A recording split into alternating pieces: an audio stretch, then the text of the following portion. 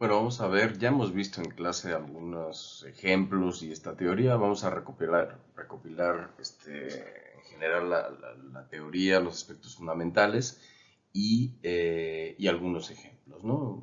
En el entendido que ya en clase hemos visto muchos más ejemplos. Eh, Recordemos que la fuerza es una medida cuantitativa de la interacción de dos cuerpos y se puede representar en forma vectorial. De hecho, se representan en general las fuerzas en forma vectorial. ¿Por qué? Como habíamos comentado en clase, porque tenemos, o sea, una fuerza tiene una dirección, tiene un sentido, yo puedo empujar o puedo jalar en una dirección determinada, y también tiene una magnitud, puedo empujar con más fuerza o con menos fuerza. Algo que es interesante de las fuerzas es que aplica la superposición. Es decir, yo puedo decir que la suma de varias fuerzas que actúan sobre una partícula, sobre un cuerpo, si yo sumo todas las fuerzas, todos los vectores fuerza, la fuerza o el vector resultante me va a generar el mismo efecto sobre el cuerpo que la aplicación independiente de cada una de las fuerzas simultáneamente. Entonces, básicamente lo que estamos diciendo es que si yo sumo todas las fuerzas que actúan sobre un cuerpo, voy a obtener algo que se le llama resultante. En el texto le llaman también fuerza neta. Me gusta más resultante, pero es indiferente. Y esa fuerza va a tener el mismo efecto que si aplicáramos las fuerzas que la componen independientemente.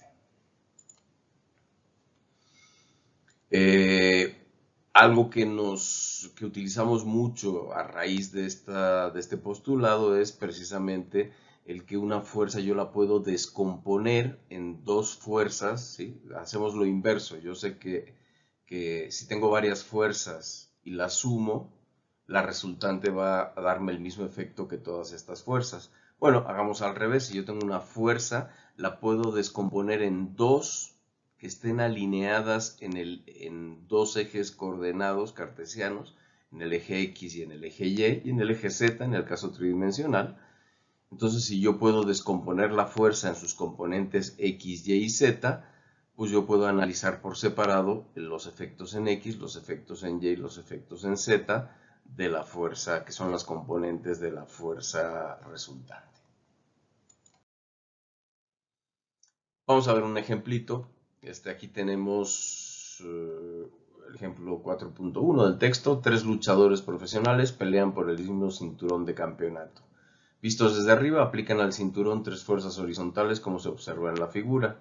Las magnitudes de las tres fuerzas son, la magnitud de la fuerza F1 es de 250 newtons, la magnitud de la fuerza F2 es de 50 newtons y la magnitud de la fuerza F3 es de 120 newtons. Hay que obtener las componentes X y Y de la fuerza neta sobre el cinturón, o sea, la fuerza resultante sobre el cinturón, así como la magnitud y dirección de la fuerza neta. De nuevo, en el texto usan tanto resultante como neta, usan más neta que resultante. Es más correcto utilizar el término resultante. Pero me apego a lo que dice el texto, básicamente. Bueno, entonces vamos a analizar las componentes de cada una de estas fuerzas. Entonces, por ejemplo, la fuerza F1 está inclinada a 53 grados con respecto al eje X, pero en sentido opuesto al eje X. Vamos a obtener sus componentes. Entonces yo me doy cuenta que F1 podría ser el resultado de sumar F1, esta fuerza de aquí y esta fuerza de acá. Esta en la dirección X, aunque en sentido opuesto a X, y esta en la dirección Y, ¿de acuerdo? Paralela a Y.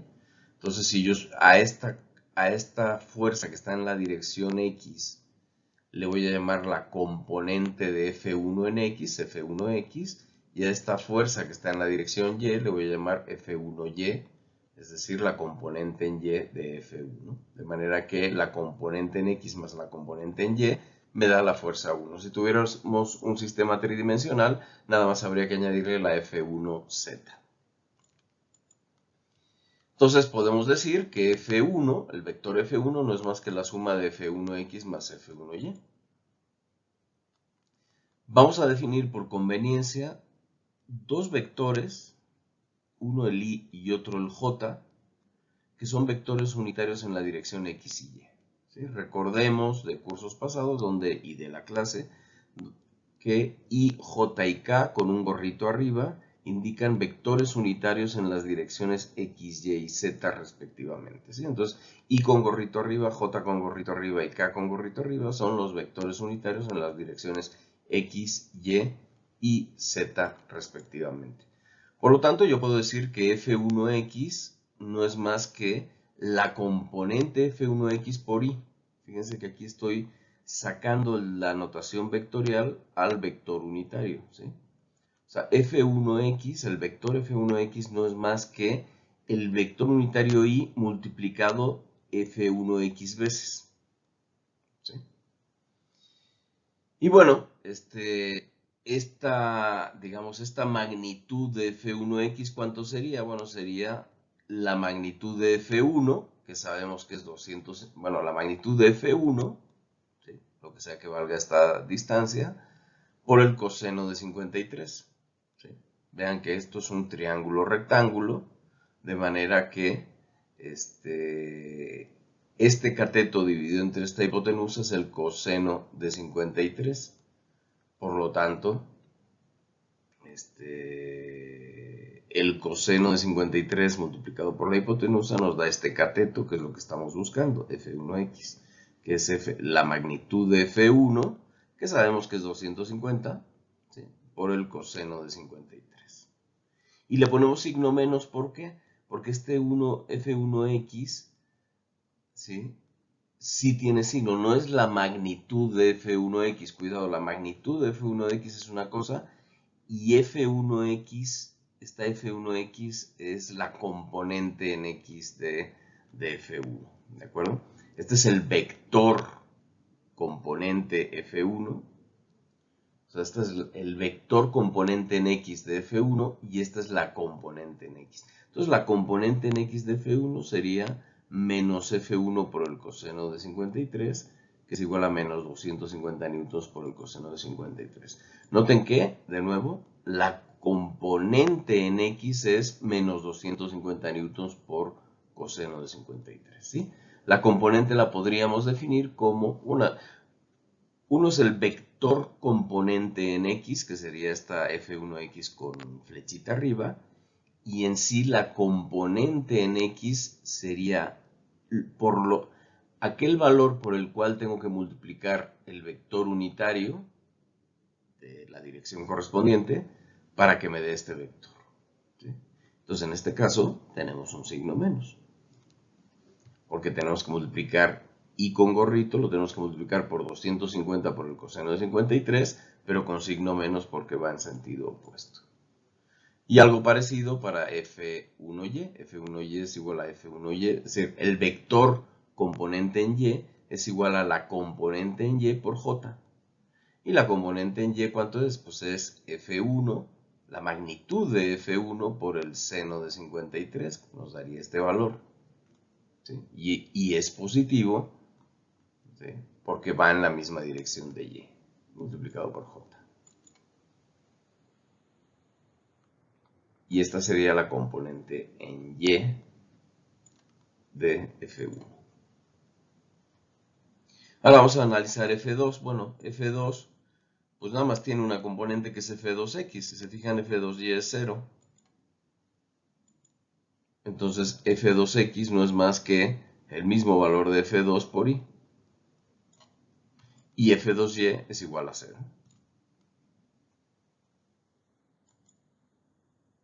Y luego el vector f3 sería este de acá. También tendríamos esta componente f3y. Y de nuevo tendríamos que f3x es 0, es decir, no hay componente en x, pero el vector componente f3y es igual a menos 120 newtons por j. Entonces, menos 120 newtons sería la componente en y de f3. Entonces, la resultante no va a ser más que la suma de las tres fuerzas. Por lo tanto, la componente en x de la resultante va a ser igual a la suma de las componentes en x de las fuerzas. Y la componente en Y de la resultante va a ser la suma de las componentes Y de las fuerzas. Estas que están en amarillo son las componentes en X de las tres fuerzas, y las ponemos aquí, ¿sí? Sería menos 250 newtons por el coseno de 53, más 50 newtons más 0. Y esto nos da menos 100.454 newtons. Y en el caso de las componentes Y, sería 250 newtons por el seno de 53, más 0 menos 120 newtons, que es igual a 79.659. Este sería entonces nuestro vector R, nuestro vector fuerza R, que estaría compuesto por esta Rx que ya tenemos definida acá, y esta Ry que ya tenemos definida allá. ¿Sí? Lo que nos falta es calcular, de acuerdo al enunciado, nos falta calcular la magnitud de R y este valor de alfa, que es la orientación de R. Bueno, la magnitud de R, como esto es un triángulo rectángulo, no es más que la suma de las magnitudes al cuadrado de los catetos, que sería esto. Lo calculamos, suponemos los valores correspondientes de 100.454 y 79.659 y nos da la magnitud de R. Y por otro lado, alfa no es más que el arco cuya tangente, bueno, la tangente de alfa es la magnitud de Ry entre la magnitud de Rx, por lo tanto, el arco tangente de alfa, perdón, el arco tangente de Ry entre Rx es igual a alfa. Y con eso obtenemos alfa.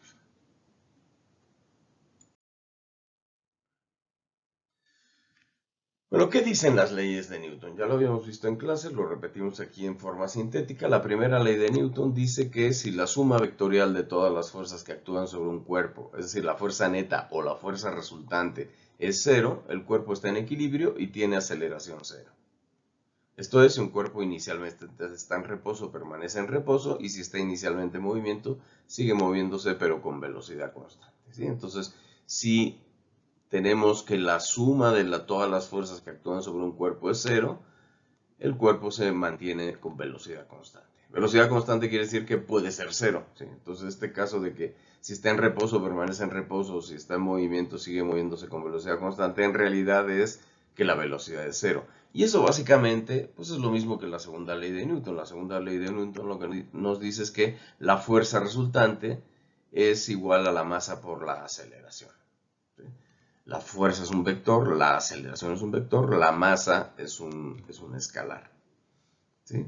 Noten que si la aceleración es si la fuerza resultante es cero, pues entonces la masa, si no es cero la masa, la aceleración va a ser cero, que es lo mismo que decir que la velocidad es constante. Entonces, estas dos leyes son básicamente la misma, a final de cuentas. Algo que hay que señalar, que ya lo hemos visto en varias ocasiones en clases, que una cosa es la masa, que es la relación entre la fuerza total y la aceleración, y otra cosa es el peso. El peso es la fuerza con la que el planeta atrae a un cuerpo, ¿sí? Entonces el peso es igual a la masa por la gravedad. Si estamos en la Tierra, la gravedad ya sabemos que es 9.81 metros por segundo cuadrado, pero si estamos en la Luna o en Marte, pues la gravedad es otra, ¿de acuerdo? De hecho, en la Tierra, si estamos a mayor altura, menor altura, o si estamos a diferente posición en la Tierra, varía marginalmente, pero varía un poquito la gravedad. Pero a efectos de ingeniería práctica, es mínima esa diferencia. Y finalmente, la tercera ley de Newton lo que nos dice es que cuando dos cuerpos interactúan, se ejercen mutuamente fuerzas que en todo instante son iguales en magnitud y opuestas en dirección.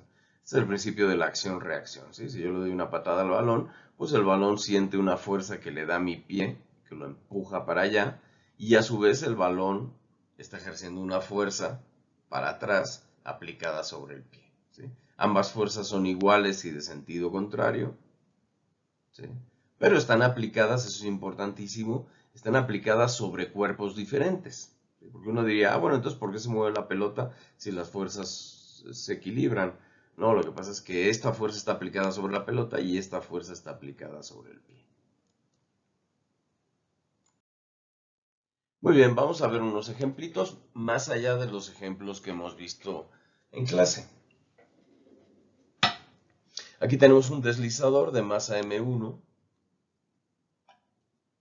que se mueve sobre un riel de aire horizontal, ¿sí? Este de aquí, sin fricción, y el deslizador está conectado a una pesa de masa M2 mediante un cordón ligero, flexible e inelástico que pasa por una pequeña polea sin fricción. ¿Todo eso qué quiere decir? Bueno, que la tensión se mantiene constante en todo el cable, como habíamos visto en clase. Hay que calcular la aceleración de cada cuerpo y la tensión en el cordón. Bueno, vamos a hacer el diagrama de cuerpo libre. En clase ya vimos varios diagramas de cuerpo libre. Entonces, analizando el diagrama de cuerpo libre del deslizador, pues ¿qué fuerzas actúan sobre el deslizador? Bueno, actúa el peso, ¿sí? ¿Y el peso cuánto es? Es su masa por la gravedad. Actúa la fuerza normal que ejerce la superficie o el riel sobre el deslizador.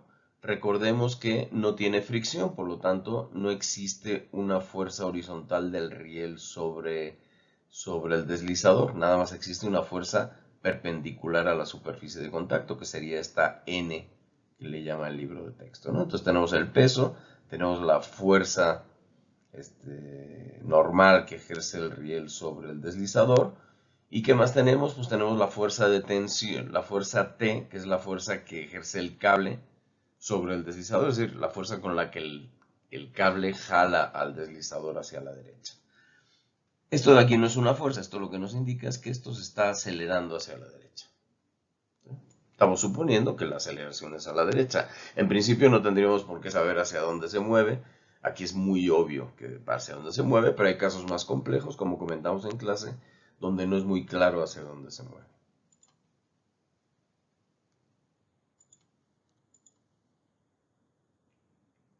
Bueno, entonces si hacemos suma de fuerzas en X, podemos hacer la suma de fuerzas en Y, pero como que se ve medio intuitivo que nada más vamos a necesitar las fuerzas en X. Entonces, si hacemos suma de fuerzas en X, tendríamos T, ¿sí? Nada más hay una fuerza en X que es T, y esa fuerza, que es la resultante, debe de ser igual a ¿qué? Pues a la masa 1, por su aceleración, masa 1 por A1X, ¿sí? Entonces, la resultante de fuerzas debe de ser igual a la masa total por la aceleración de este cuerpo. Ahora vamos a ver el diagrama de cuerpo libre de la pesa. Bueno, de nuevo aquí tenemos la pesa y tenemos la tensión T, que es igual a esta tensión, ¿sí? Porque la tensión se mantiene constante en la cuerda, y el peso de la pesa, que vale M2 por G. Muy bien, y esta pesa se está acelerando hacia abajo con una aceleración A2Y.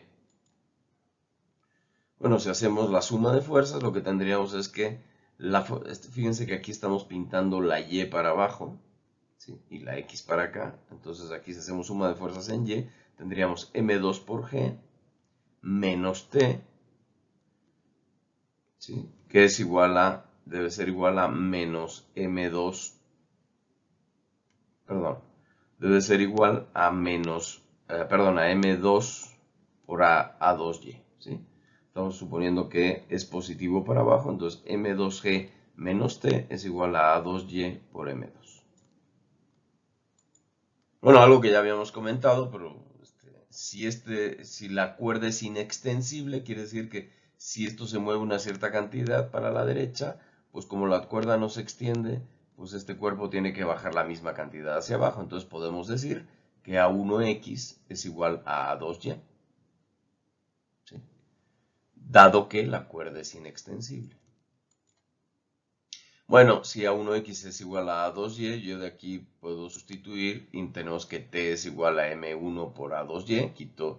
Sustituyo A1X por A2Y. ¿Para qué? Pues para que aquí poder resolver con estas dos ecuaciones, ¿sí? Fíjense que lo que hago es sustituyo T igual a M1 por A2Y aquí en este valor de T y tenemos esta expresión. Entonces tenemos una expresión ya en función nada más de A2Y. Ya nada más tenemos una incógnita. Fíjense que iniciamos con tres ecuaciones con tres incógnitas, ¿sí? Tendríamos de incógnita T, teníamos de incógnita a 1x y teníamos de incógnita a 2y. M1, bueno, G la conocemos, pero M1 y M2 son literales, pero no son incógnitas, ¿sí? Son datos, pero en forma literal, ¿no? Un deslizador de masa M1, o sea, conocemos su masa, y una pieza de masa M2. Puede ser cualquier masa, pero ya la conocemos, ¿no? De nuevo, o sea, el hecho de que sea una letra no quiere decir que sea una incógnita. Una letra puede ser y significar un dato que puede tomar varios valores. Bueno, entonces en este caso que tenemos de 3 ecuaciones a 3 incógnitas, pasamos a 2 ecuaciones con 2 incógnitas, pasamos a una ecuación con una incógnita, de aquí despejamos a 2y y nos da esta expresión, que es una de las cosas que nos pedían. Desde luego, si A1x es igual a 2y, pues A1x es igual a 2y. Ya tenemos la otra respuesta. Y finalmente nos piden la tensión en el cordón. Bueno, sabemos que la tensión es M1 por A2y, pues nada más sustituimos y nos da que T es igual a esto de acá. Ya tenemos la respuesta al problema.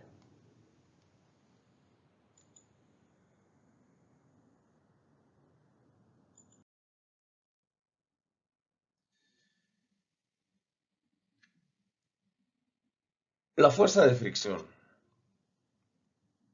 Algo que aparece en muchos casos y que hasta el momento pues hemos manejado siempre, pues supongamos que no hay fricción, es la fuerza de fricción, ¿no? ¿De qué se trata la fuerza de fricción? Bueno, cualquier contacto entre superficies, si tratamos de mover una superficie respecto a la otra, pues hay una oposición, ¿no? Si juntamos las manos y trato de mover una mano respecto a la otra con poquita fuerza, pues no podemos, ¿no? Hasta que llega un momento que, ¡pum!, que se deslizan las manos. Eso es la fuerza de fricción, ¿no? Si estuviéramos en clase, pues empujaría yo una silla para ilustrar la fricción.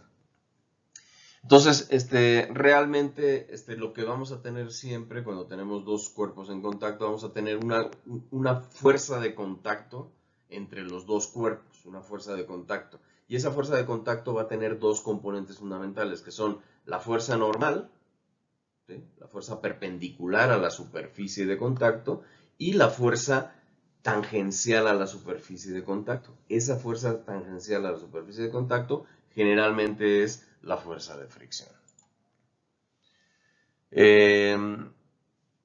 Si el cuerpo se está deslizando con respecto, o sea, imagínense que estamos agarrando, que estamos en clase, yo agarro una silla o la mesa y la empiezo a empujar y empiezo a moverla, ¿sí? El piso se está oponiendo a ese movimiento con una cierta fuerza.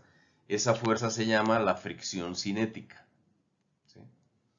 Y esa fuerza es igual a la magnitud de la fuerza normal de contacto, es decir, la fuerza perpendicular a la superficie de contacto, multiplicada por el coeficiente de fricción cinética. ¿De acuerdo?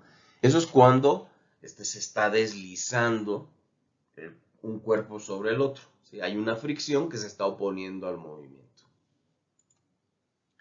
Bueno, si yo lo que hago es agarro la mesa y la empiezo a empujar, pero no se mueve la mesa porque la estoy empujando muy poquito, se está generando una fuerza de fricción, ¿de acuerdo? Esa fuerza de fricción es igual a la fuerza que estoy aplicando yo.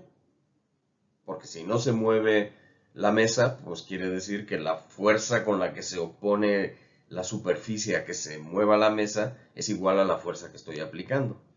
Entonces, si yo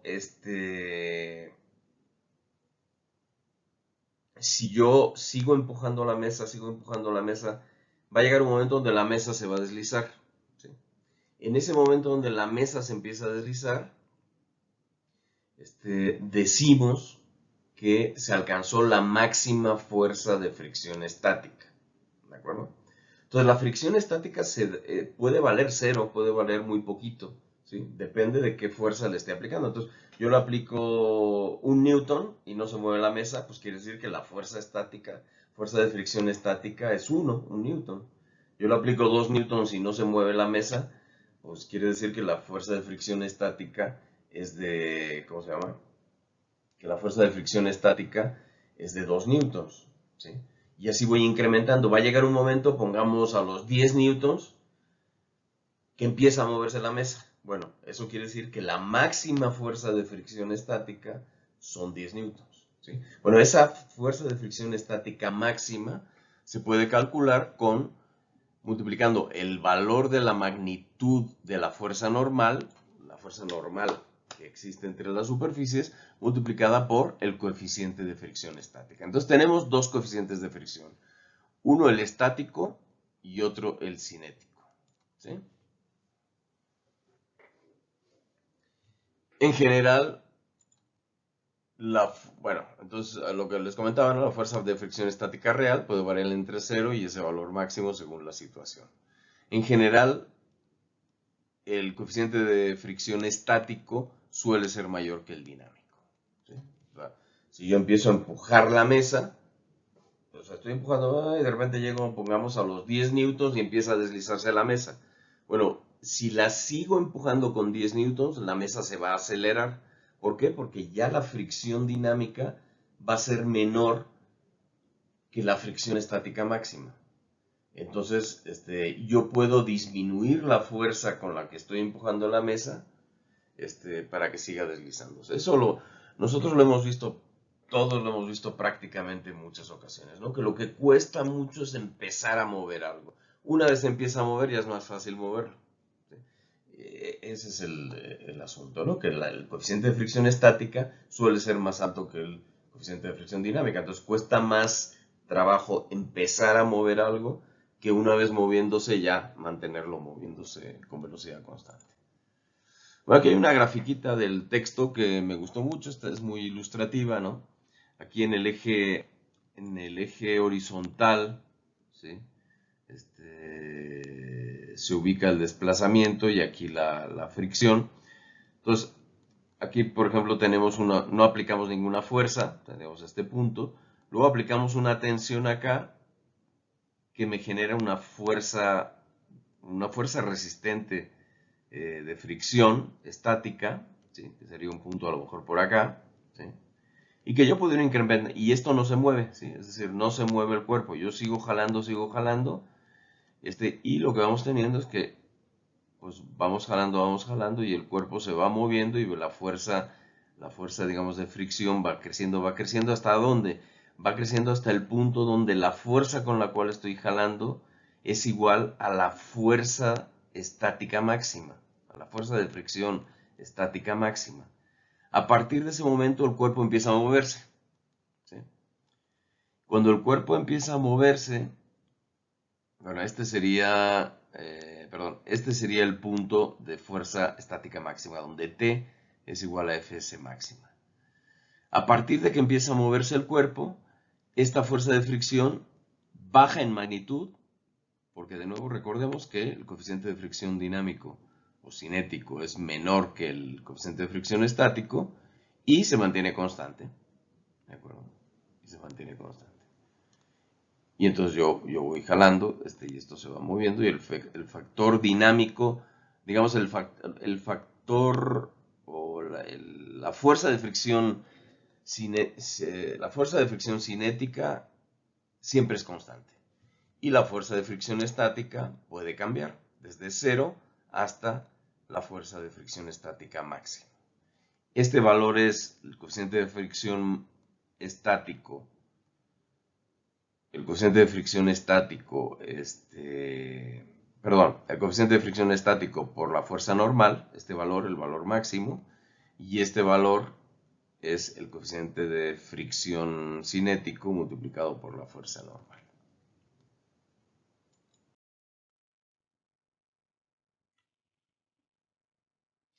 Vamos a ver unos ejemplitos. Por ejemplo, aquí tenemos que se intenta mover esta caja. La caja pesa 500 newtons por un piso horizontal. Para comenzar a moverla debemos de tirar con una fuerza horizontal de 230 newtons. Y una vez que la caja comienza a moverse, podemos reducir la fuerza a 200 newtons para mantenerla moviéndose a velocidad constante. La pregunta es cuáles son los coeficientes de fricción estática y cinética. Bueno, este es el diagrama de cuerpo libre de la caja justo antes de comenzar a moverse. ¿Sí? O sea, justo antes de comenzar a moverse, quiere decir que alcanzamos la fuerza de fricción estática máxima, que sería esta. Entonces, ¿qué fuerzas actuarían? Bueno, la fuerza sobre la caja. Actuaría la fuerza de fricción máxima, actuaría la tensión, la fuerza de tensión que le estoy aplicando de 230 newtons, y verticalmente actuaría la fuerza normal que le ejerce la superficie sobre la caja y el peso, que es de 500 newtons, el peso de la caja. Bueno, como la caja no se mueve, ¿sí? Porque es justo antes de comenzar a moverse, pues la resultante en Y y la resultante de fuerzas tiene que ser 0. Por lo tanto, la resultante en Y y la resultante en X tienen a su vez que ser 0. Que la resultante en Y sea 0 quiere decir que N menos 500 newtons debe de ser 0. Por lo tanto, N son 500 newtons. Eso ya era muy evidente, ¿no? Por otro lado, que la resultante en X sea 0, quiere decir que 230 menos Fs máxima debe de ser igual a 0. Sabemos que la Fs máxima es igual al coeficiente de fricción estático multiplicado por la fuerza normal. Por lo tanto, esta Fs máxima la sustituimos aquí por el coeficiente estático por la fuerza normal. Y como ya sabemos cuánto vale la fuerza normal, tenemos que 230 menos el coeficiente estático por 500 newtons es igual a 0, por lo tanto el coeficiente estático es 0.46. Ahora vamos a analizar la caja, pero cuando la caja se está moviendo a rapidez constante, es decir, cuando la caja se está moviendo después de que, bueno, cuando la caja se está moviendo. Entonces aquí nos dice que después de que comienza a moverse se puede mantener a velocidad constante con solo 200 newtons, es decir, nuestro jalón va a ser nada más de 200 newtons. ¿Sí? Inicialmente era de 230 newtons, cuando empieza a moverse ya le puedo disminuir a 200 newtons. La fuerza que actúa de fricción ya no va a ser la fuerza estática, va a ser la fuerza cinética. Y las fuerzas verticales quedan iguales. Como la caja no se acelera a velocidad constante, que esto podríamos haberlo puesto aquí igual, ¿sí? Velocidad constante, que no se mueva es velocidad constante, es decir, es 0, ¿no? Pero bueno, hacemos la diferencia porque formalmente así se hace tradicionalmente, pero es lo mismo básicamente, ¿no? Entonces igual, la suma de fuerzas en Y nos dice que N es igual a 500 newtons. Nada más que en X, en lugar de 230 menos la Fs máxima, vamos a tener 200 menos la Fk, la F cinética. Y la F cinética es igual a μk, al coeficiente de fricción cinético, por N. Sustituimos, ¿sí?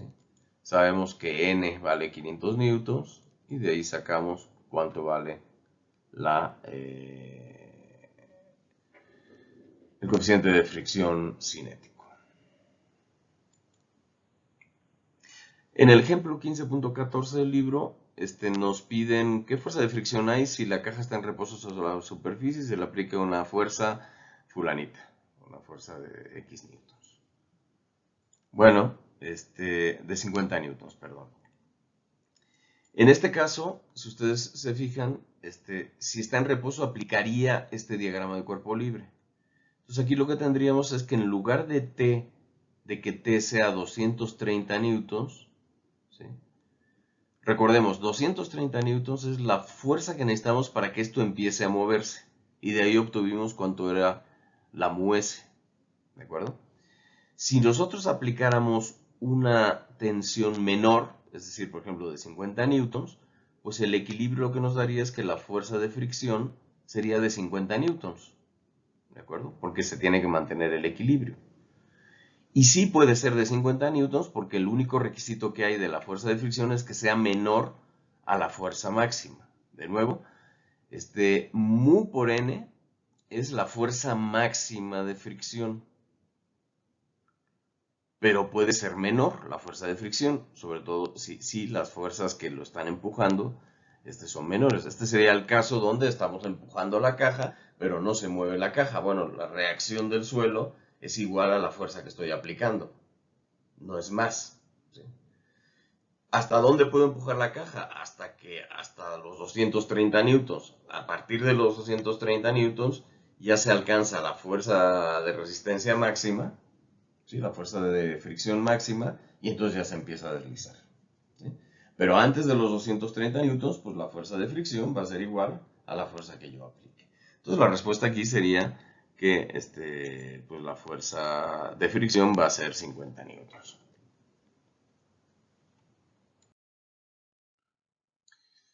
El ejemplo 15-15 nos dicen, bueno, en la misma caja ahora no lo voy a jalar, no voy a jalar la caja horizontalmente, sino con una cierta pendiente de 30 grados.